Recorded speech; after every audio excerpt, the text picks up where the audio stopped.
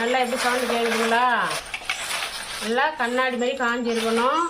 நல்லா இப்படி இருக்கணும். நல்லா பெருசாக இருக்குது பாருங்கள், எவ்வளோ கிறிஸ்பியாக இருக்குது. வணக்கம், இது உங்கள் பவானி அம்மா சமையல். இன்றைக்கி என்ன பார்க்க போகிறோன்னா, பச்சரிசி மாவு வச்சு கஞ்சி காய்ச்சி அதில் வத்தல் பண்ண போகிறோம். அது எப்படி பண்ணுறதுன்னு பார்க்கலாம். நான் ரேஷன் அரிசி தான் எடுத்திருக்கேன். நல்லா கழுவி காய வச்சுட்டு 1 கிலோ பச்சரிசிக்கு 200 கிராம் ஜவ்வரிசி போடணும். அந்த மெஷர்மெண்ட்டில் நான் அரிசின்னு வந்திருக்கிறேன். இப்போ நான் 1 கிலோ மாவு தான் எடுக்க போகிறேன்.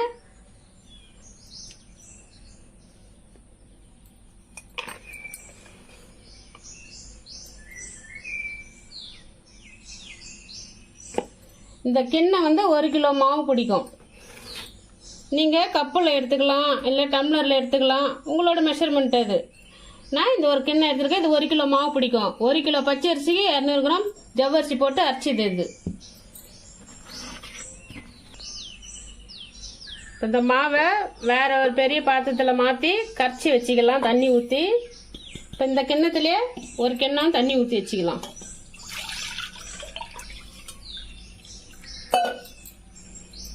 ஒரு கிண்ணம் தண்ணி ஊற்றுற மாவில்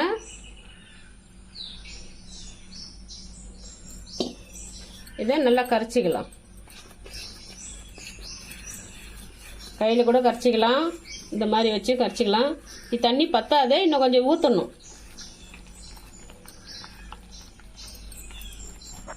தண்ணி பத்தலை, 1 கிண்ணம் ஊற்றிருக்கிறோமா, இப்போ இன்னொரு கிண்ணம் எடுத்துருக்கிறேன். இதில் பாதி ஊற்றிருக்கிறேன். கட்டி இல்லாமல் கலந்து விடணும்.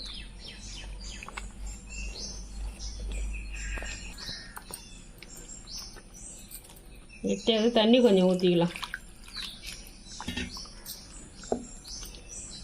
நல்லா திட்டமாக தோசை மாவு பார்த்து கரைச்சி வச்சுக்கணும்.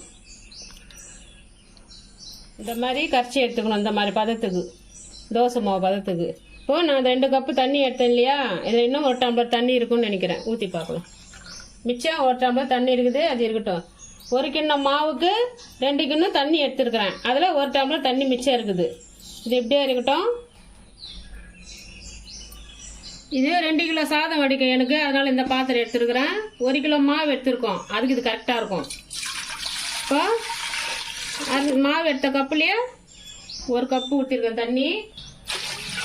2 3 4 கிண்ணம் தண்ணி ஊற்றிருக்கேன். 1 கப் மாவுக்கு 4 கிண்ணம் தண்ணி ஊற்றிருக்கேன். இதில் ஆல்ரெடி இதில் 2 கிண்ணம் தண்ணி ஊற்றி நம்ம மாவு கரைச்சி வச்சுக்கிறோம். மொத்தம் 6 கிண்ணம் தண்ணி தேவைப்படுது. நீங்கள் கப்பில் எடுத்தீங்கன்னா அதே மாதிரி 1க்கு 6 எடுத்துக்குங்க. டம்ளரில் எடுத்தாலும் 1க்கு 6 எடுத்துக்குங்க கணக்கு. இதான் மெஷர்மெண்ட்டு. தண்ணி காயட்டும். இந்த வத்தலுக்கு தேவையான 1 கிலோ மாவுக்கு ஒரு 10 பச்சை மிளகாய் எடுத்துருக்குறேன். உங்கள் காரத்துக்கு ஏற்ற மாதிரி நீங்கள் கூடவோ குறைக்கவோ வச்சுக்கலாம். நான் 10 பச்சை மிளகாய் போடுறேன்.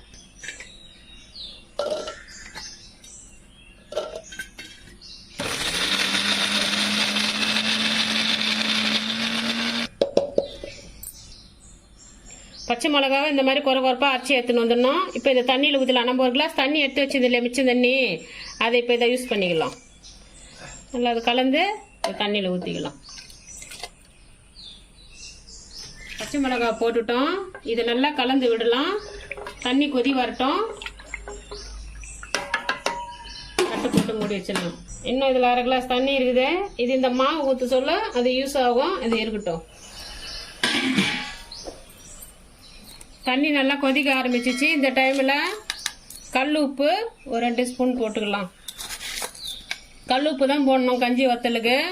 தண்ணி நல்லா கொதிக்குது சலசலன்னு. இப்போ மாவை ஊற்றிக்கலாம். சிறுவாக அப்படியே கைவிடாமல் தடவிக்கினே இருக்கணும்.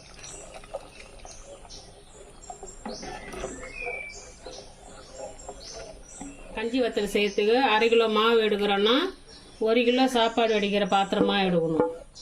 இப்போ இந்த மிச்சம் 1/2 டம்ளர் தண்ணி இருக்குது, அதை இந்த மாவு பாத்திரத்தில் அலசி ஊற்றிக்கலாம்.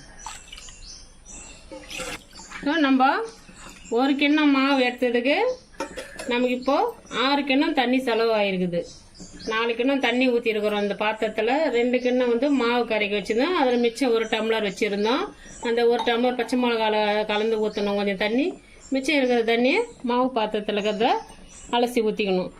மொத்தம் மெஷர்மெண்ட் வந்து 1 கப்புக்கு 6 கப்பு தண்ணி தேவைப்படும் இந்த கஞ்சி வத்தலுக்கு.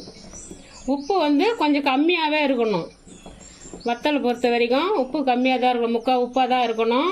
ஏன்னா வத்தல் காஞ்சி சுருங்குச்சுன்னா உப்பு கரெக்டாக இருக்கும். நம்ம கரெக்டாக இப்பயே வாயில் வச்சு பார்க்கல கரெக்டாக இருந்ததுன்னா கஞ்சி வந்து நல்லா சுண்டி வந்து உப்பு கஷாயமாக இருக்கிற மாதிரி இருக்கும், பொரிச்சி எடுத்து சாப்பிட சொல்லும்.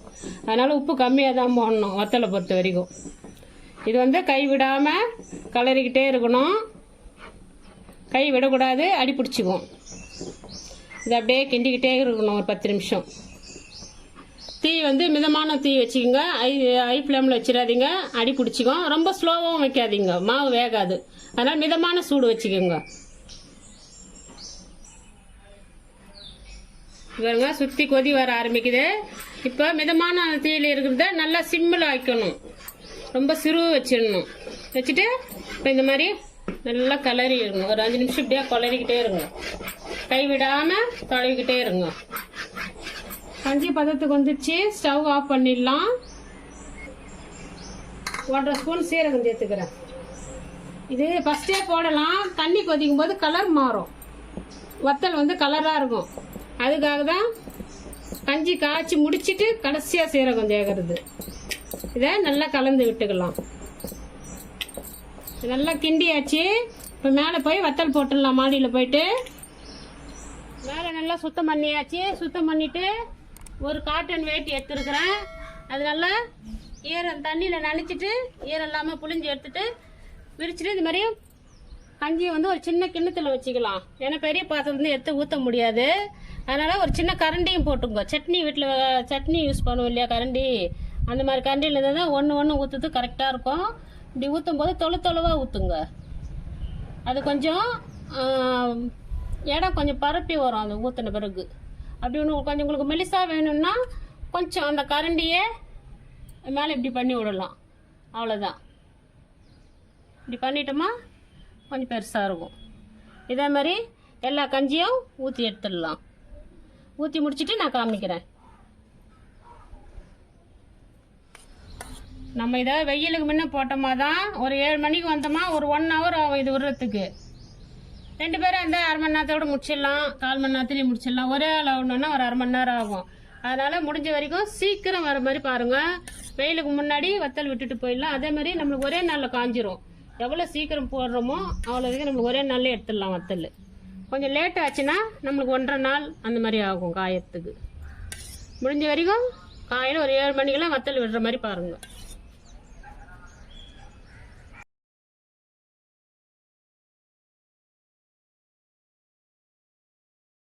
அவ்வளோதான், ஊற்றி முடிச்சாச்சு. கடைசி இது நம்ம வந்து சாயந்தரமாக பார்க்கலாம் எப்படி வந்துருக்குதுன்னு. காஞ்சிட்டு இருக்கோம், ஈவினிங் வந்து பார்த்தோமாக்கா பார்க்கலாம் சாயந்தரமாக வந்து. அதான் பாருங்க,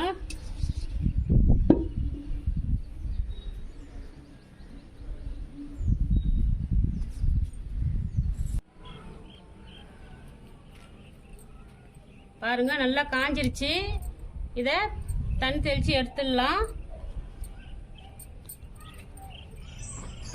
அந்த வத்தலை எடுத்துடலாம். வத்தலை எடுத்துன துணியை வந்து இப்படி திருப்பி போட்டு தண்ணியை தெளிச்சிக்கணும்.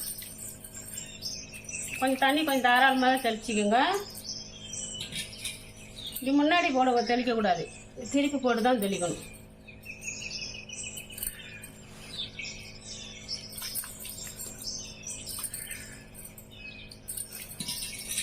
தண்ணி தெளிச்சு 1 நிமிஷம் ஆயிடுச்சு. நல்லா இப்போ ஈஸியாக வரும் எடுக்கிறதுக்கு. பாருங்க நல்லா ஈஸியாக வருது பாருங்க, பார்த்தீங்களா? அதாவது தண்ணி தெளிச்சுட்டு 1 நிமிஷம் பற்றி எடுக்கணும். உடனே எடுத்தோமா தூள் ஆகிடும். அதே மாதிரி இதை நான் 1 நாள்லேயே காஞ்சிரும்னு பார்த்தேன். எனக்கு இது 2 நாள் ஆச்சு. நீங்கள் ஏப்ரல் மாதம் வெளியில் போட்டிங்கன்னா ஒரே நாள்லேயே காஞ்சிரும். இதே மாதிரி தண்ணி தெளித்து எல்லாத்தையும் எடுத்துடலாம். எடுத்துட்டு மறுநாள் ஒரு நாளோ 2 நாளோ வெயிலுக்கு தகுந்த மாதிரி நல்லா காய வச்சு எடுத்துக்கணும். மொளன்னு பாருங்க, எல்லா வத்தலையும் எடுத்தாச்சு. தண்ணி தெளிச்சு எடுத்தனால இது கொஞ்சம் நவுப்பாக இருக்குது. இதை நாளைக்கு வெயிலில் காய வச்சு எடுத்தோமா நல்லா மொளன்னு காஞ்சிரும். வெயிலில் காய வச்சுட்டு வந்து பார்க்கலாம் எப்படி இருக்குதுன்னு. பாருங்க நல்லா வெயிலில் காய வச்சு எடுத்துட்டு வந்தாச்சு. நல்லா எப்படி சவுண்டு கேட்குதுங்களா? இந்த மாதிரி இருக்கணும். நல்லா கண்ணாடி மாதிரி காஞ்சி இருக்கணும். பாருங்கள், ஒன்று எடுத்து பார்க்கலாம். பாருங்கள், நல்லா இப்படி இருக்கணும். இப்படி நல்லா காஞ்சி இருக்கணும். இந்த மாதிரி நல்லா காய வச்சு எடுத்துக்கிட்டாதான் நம்ம ஸ்டோர் பண்ணி வைக்கிறதுக்கு கரெக்டாக இருக்கும். இந்த மாதிரி நிறைய போட்டு வச்சுக்கணும். நமக்கு தேவையான போது சைட் டிஷ்ஷுக்கு நம்ம இதை யூஸ் பண்ணிக்கலாம். வாங்க இதை பொரிச்சு பார்க்கலாம். எண்ணெய் காஞ்சிச்சு. ஃபஸ்ட்டு ஒன்று போட்டு பார்ப்போம். நல்லா எப்படி பொரிஞ்சு வருது பாருங்க. நம்ம எவ்வளோ சைஸ் போட்டால் எவ்வளோ பெருசாக வந்துக்குது பாருங்க.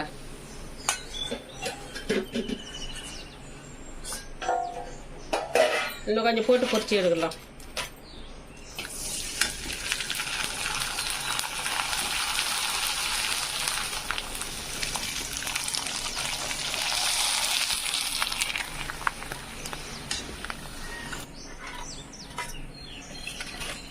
பாருங்க, நம்ம போட்டுக்கிற வத்தலுக்கும் பொரிச்சு வச்சுக்கிற வத்தலுக்கும் நல்லா பெருசாக இருக்குது.